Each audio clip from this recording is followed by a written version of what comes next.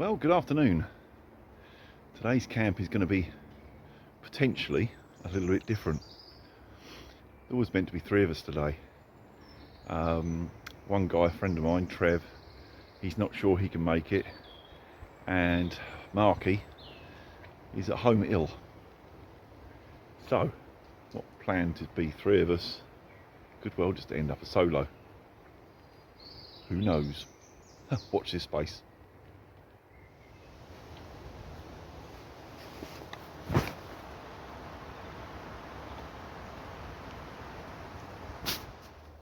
Well, before I get set up, let's get one thing out the way, which I know a few people have been asking for, waiting for, and so on.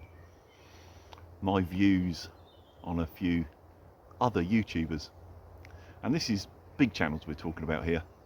And before anyone thinks it or says it, it's nothing to do with jealousy. I don't care what anyone does on their channel.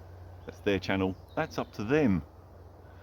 But I'm not going to mention any names here, but if you watch videos, what can I say, in the wild camping segment, you'll probably know who I'm talking about. We'll start off with an American guy who does a lot of reviews. That'll get it already for most of you. Now, why is it when he goes out with a piece of equipment that he really rates, that he thinks brilliant? It's the best thing since sliced bread. But if he gets the slightest problem with something, it's such a bloody drama. This tent will kill you! Grow up, for Christ's sake. You know, bitching about condensation in a single skin tent. What do you expect? I don't know, I don't get it. But it's the whole drama in the titles. Every time you go out.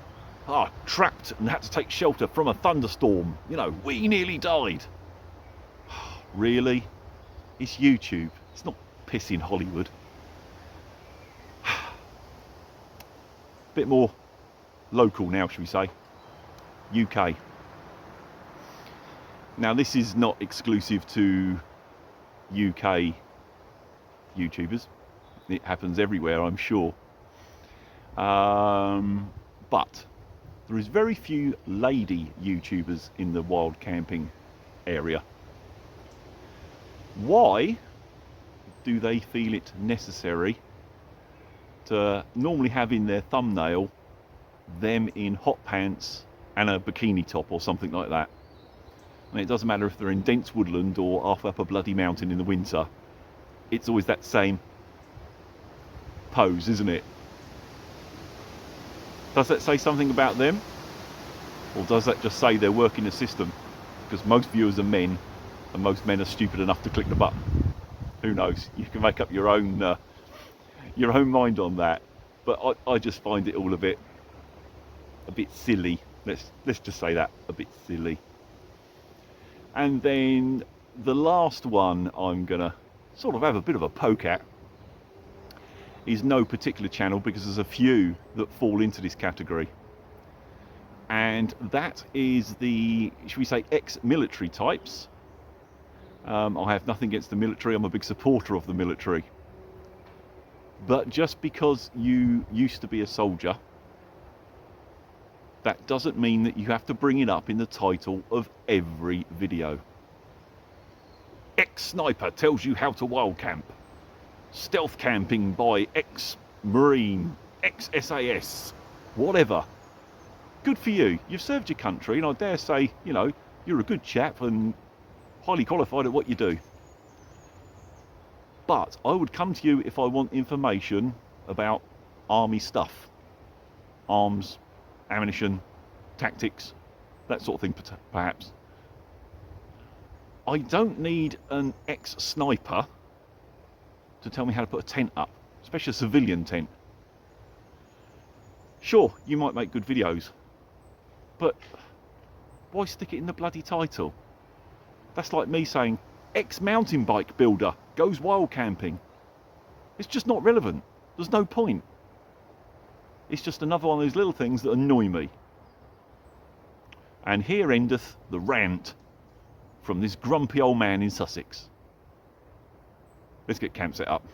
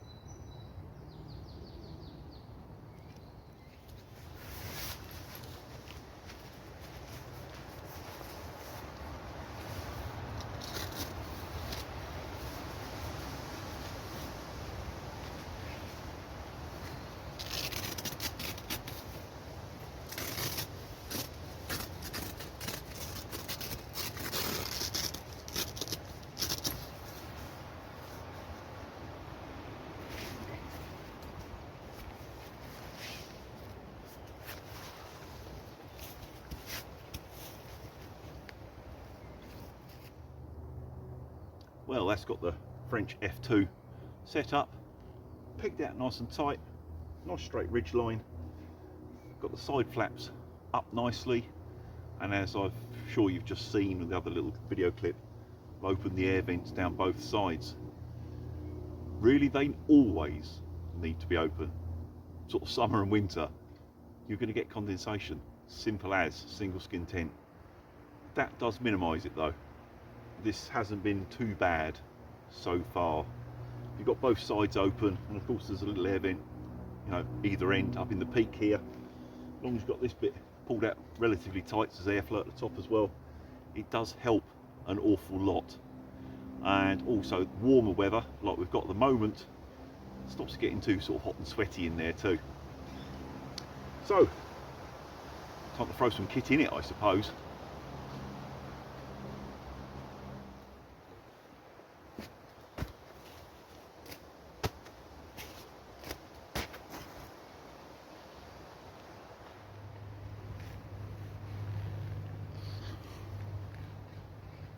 First piece, my poncho liner in the bottom. Wintertime works well as a little bit of added insulation.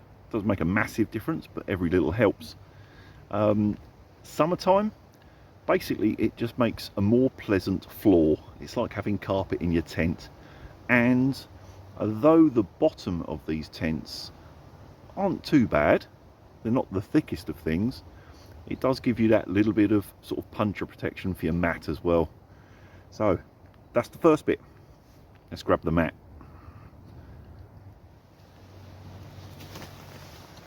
Right, in goes the Nemo sleep mat. Very impressed with that. It's probably the best mat I've ever used. It's, you know, it's comfortable. It's got a reasonable amount of insulation. It's relatively warm, and it's light, and it packs small. Ticks all the boxes, apart from the price. It ain't cheap, but hey, I suppose you get what you pay for.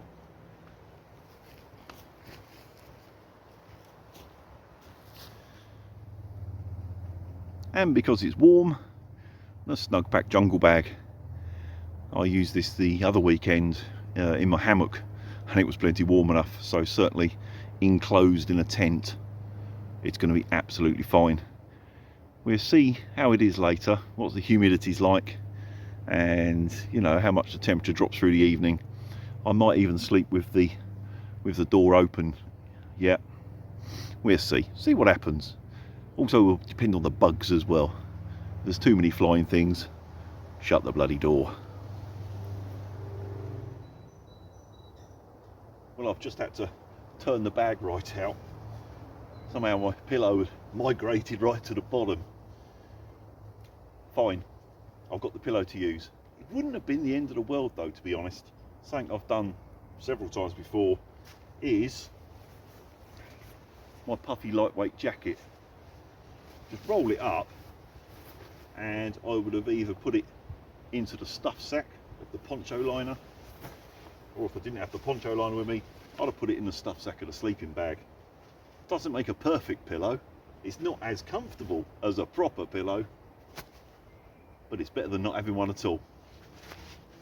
But luckily, I found him.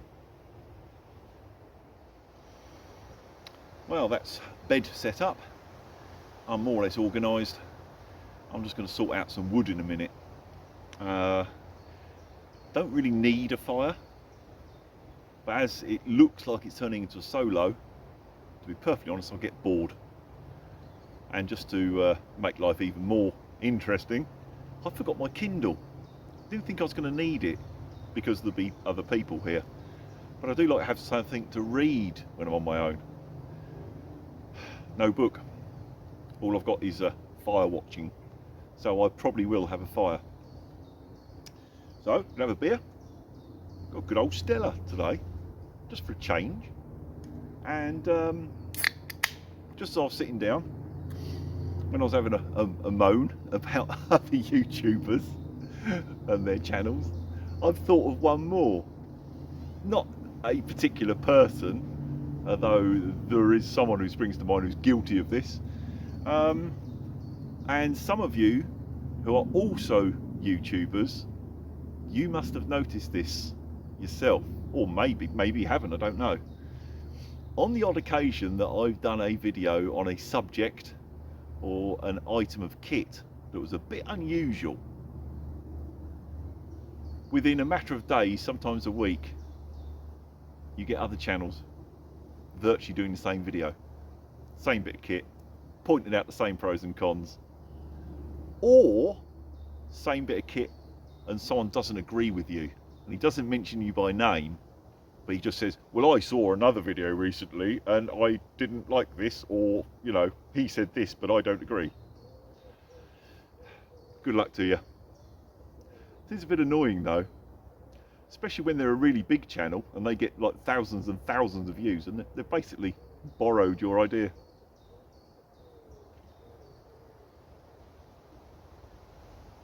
I suppose the way to look at it, it's all a game. YouTube is a game.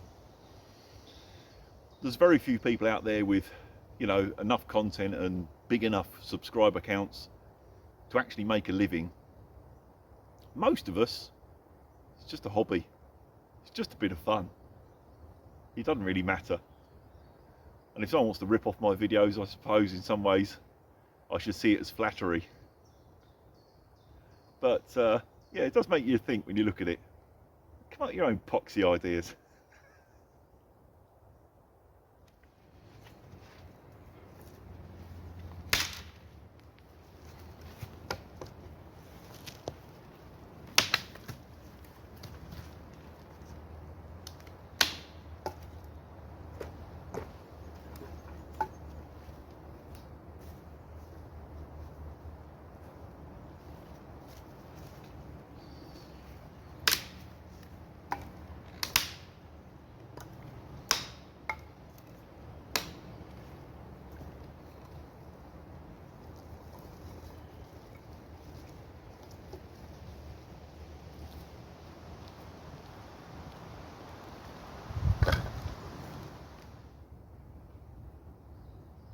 Right, I've sorted the firewood so it's time to get a brew on.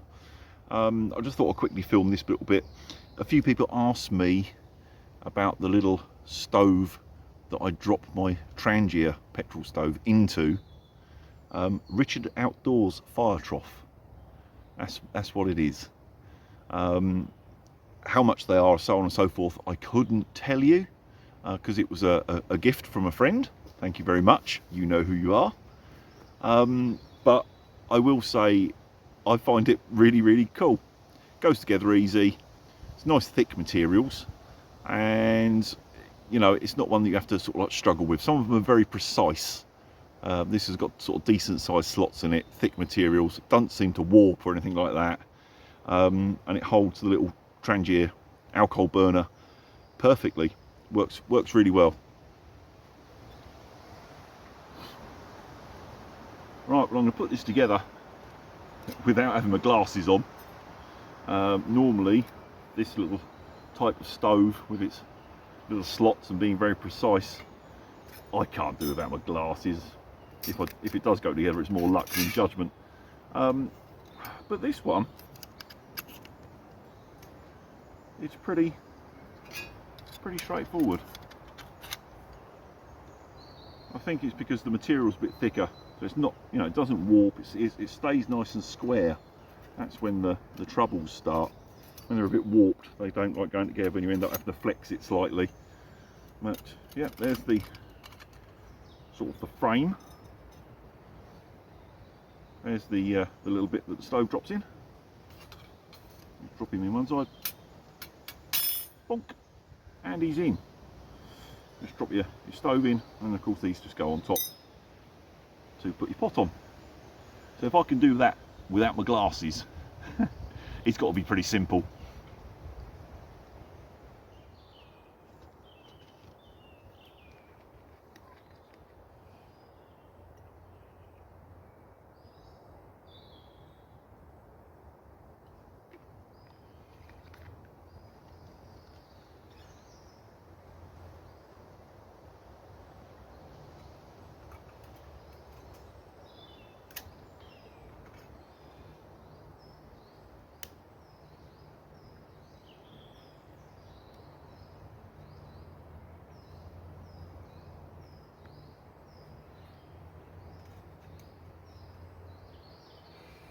I really need to give this a clean.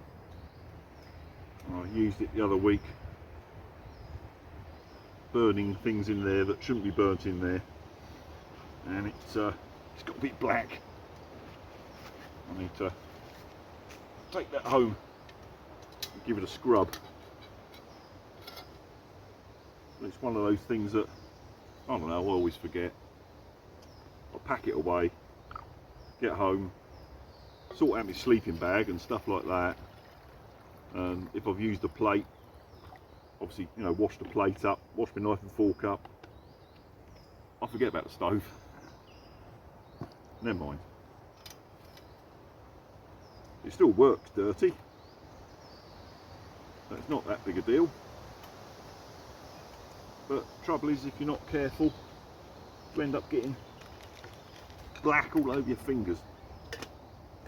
But never mind.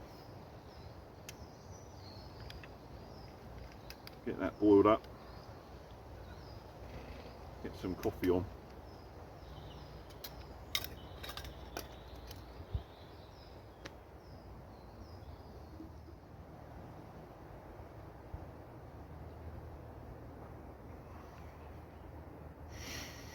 I'm hearing a bit of noise. Soft. That way. What it is, I can't make out yet. There is a breeze, so it could be some of the deadfall coming down. Could be the deer, although they tend not to make a lot of noise. And just lately, although this is a private woodland, there has been evidence of people in here. Only walking, I don't think camping. But I have seen a few footprints and scuff marks on the way in. And up the direction that the noise is coming from is where the old camp is. So I'm going to just sit here for a bit and listen, finish my drink, and then I'll take a stealthy walk up there, see what I can see. Who knows? 2 legs, 4 legs. I'm open-minded at the moment. Don't know.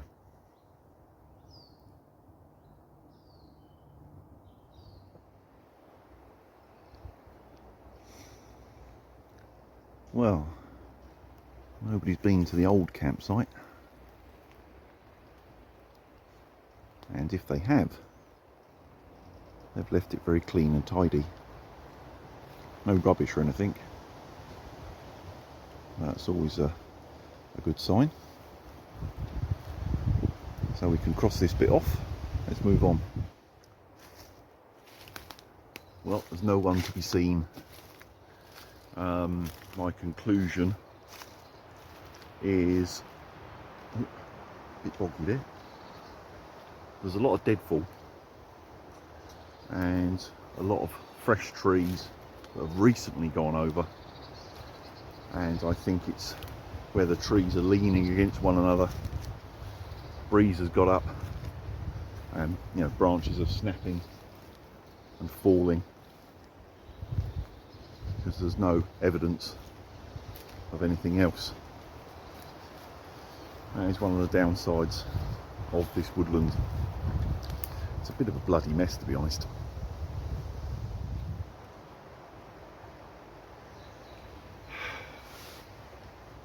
That is one of the issues in here.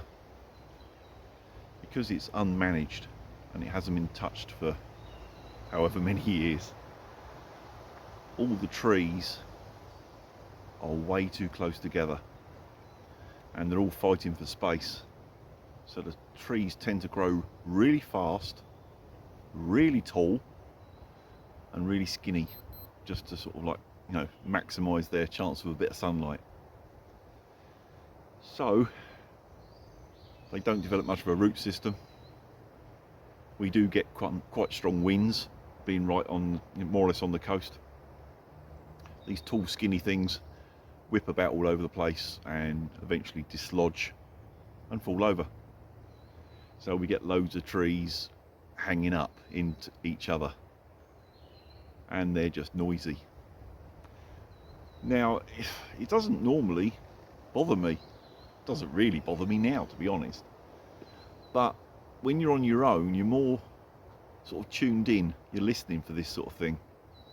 When you're, camping with someone else, or 2 or 3 of you maybe, you're busy chatting and doing stuff and whatever, and it's just background noise. But I think when you're on your own, you're a bit more alert. I'm, listening to every sort of crack and crackle in the background. And if I didn't know better, I'd say I was surrounded. But I'm not, because I just checked. And of course, once it gets dark, if it's still windy, that'll sound even louder laying in the tent. I know the area around the tent is safe. I've checked it. It's no problem. But there is quite a lot of trees that have gone over within 20-30 metres. And of course, they'll sound right outside at night when it's dark. Hey ho, it's all part of the woodland. Well, I've decided to light the fire a bit early. It's not late, 5:30. There's no one about, apart from the bloody bugs. It was getting a bit buggy and it was starting to annoy me. So it was time to produce a bit of smoke. It's doing the job.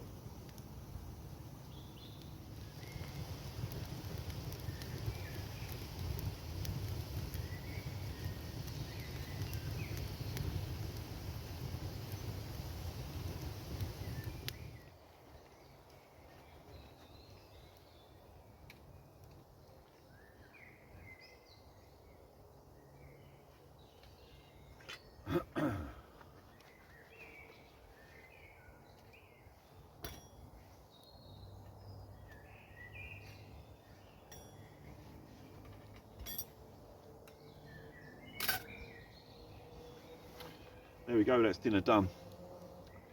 Nothing fancy today for two reasons. One, I couldn't be bothered to cook, but also this month I've basically spent too much money. So, I had one of these Wayfarer meals in one of my bags, and I thought, well, I'll just use that. What we got? Oh, yeah, chili and rice. Yeah, that's okay. I'm not exactly a Wayfarer fan, but the chili and rice is okay.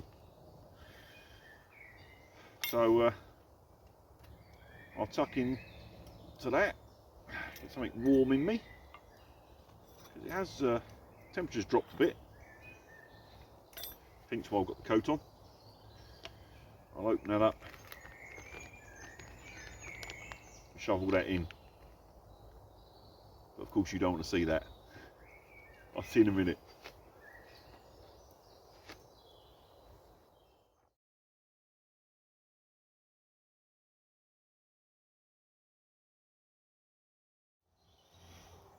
Well, it's been a bit quiet, not a lot going on.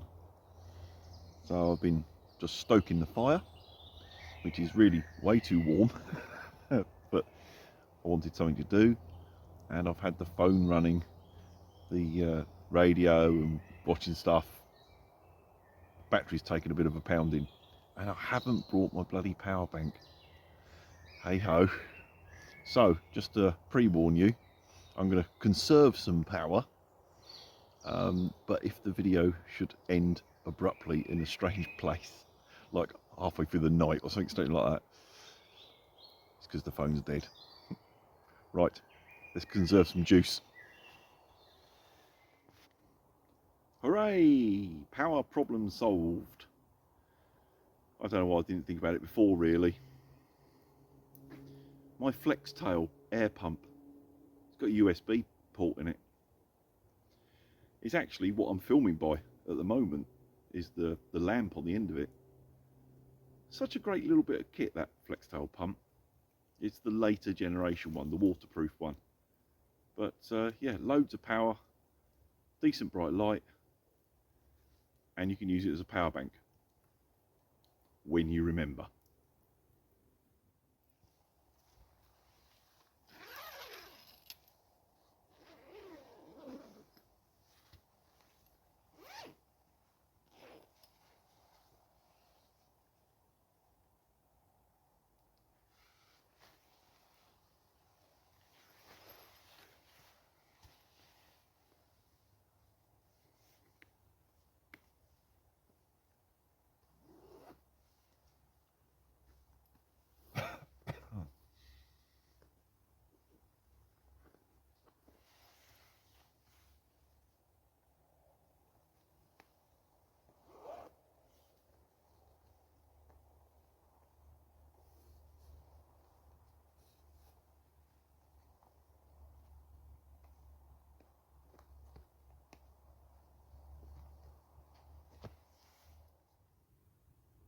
Right, time for bed.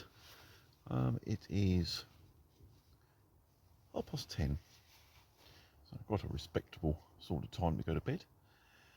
I didn't want to go to bed too early, otherwise I'll be waking up at stupid o'clock in the morning. If I can sleep around till sort of 6 o'clock, 7 o'clock, that'd be nice. We'll see how it goes. I'll see you in the morning.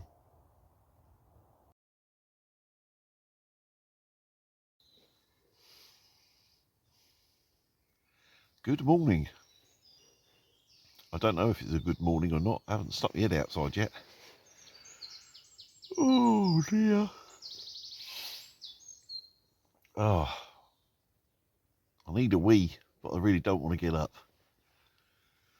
But I know I'm going to have to in a minute. So I've grabbed my jacket and stuffed it down inside here, down in the sleeping bag. So my jacket's preheating, so it'll be nice when I put it on. Oh dear. Not a bad night. I'm a bit bunged up this morning though, a bit nosy. Ah, looks like the tent's pretty dry. Hang on.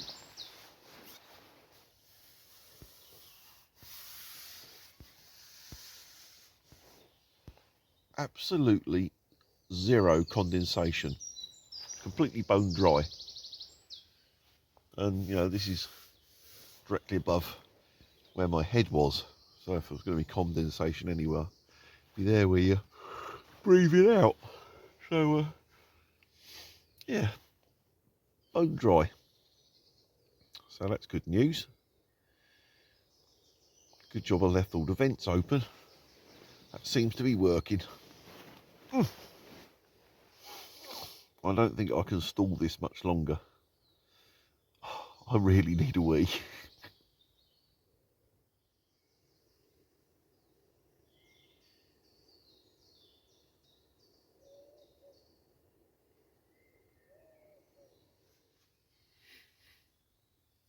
Good morning again. I'm a bit more awake now. Oh, it's a bit chilly. Oh, glad I got my jacket. Got my water on. Have a coffee. Get it nice and some nice warm coffee in me. Oh, and my breakfast biscuits. I'm not a big one for breakfast. I don't mind at the weekends, like a mid-morning breakfast, a brunch sort of thing. But I'm never that up for it first thing in the morning. But the biscuits, they're all right. And they're just enough to sort of get me going. I like these ones too. These are the Canadian maple syrup ones. It's just something nice to have with my coffee.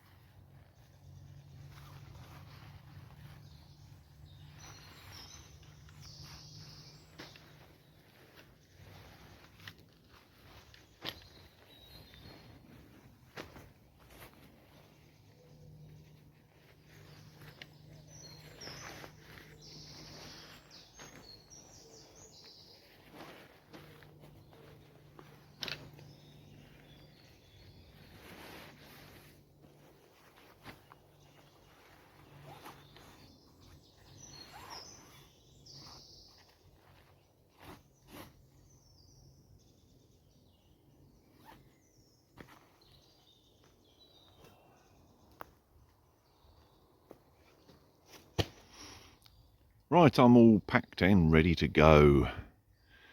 Now the Alice pack works fine for this sort of camp, where it's not too cold. I mean, it's only a medium Alice pack.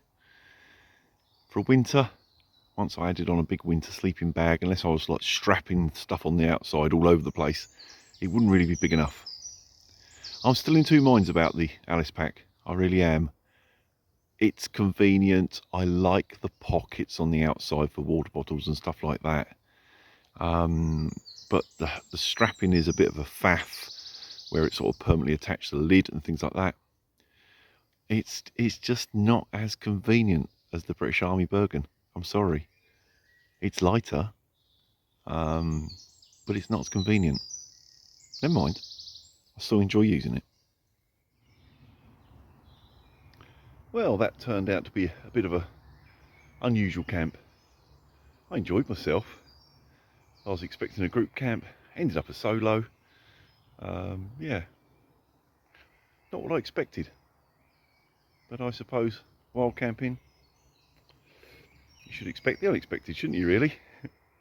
I still had fun, that's the main thing. And if you made it this far, thank you for watching the video. I'll see you soon.